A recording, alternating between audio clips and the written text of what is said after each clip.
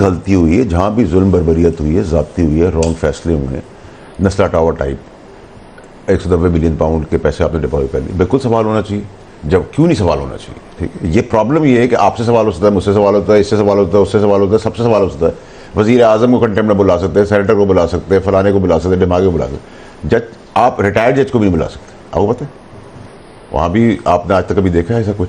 Problem ये है जब तक आप accountability with in the system, with in your self start करेंगे। मेरे वहाँ प्रॉब्लम है, हम पॉलिटिशियन खुद एडमिट करते हैं कि 80% प्रॉब्लम हमारी हैं।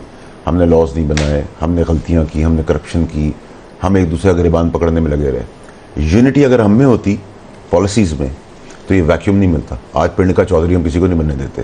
ये पिंड के जो इतने सारे चौधरी बने वो इसी वजह से बने कि हमने वैक्यूम दिया। डेमोक्रेसी के अंदर हमने कहा तारिक फजल चौधरी साहब हो रहा है, मेरे साथ थोड़ी हो रहा है। लेकिन जब मैं पहली दफ़ा सेनेट में आया तो मैंने कहा कि इस बार हम पेटी बंद भाई होंगे, और अल्लाह का शुक्र है कि वो अब यूनिटी हमें नज़र आ रही है।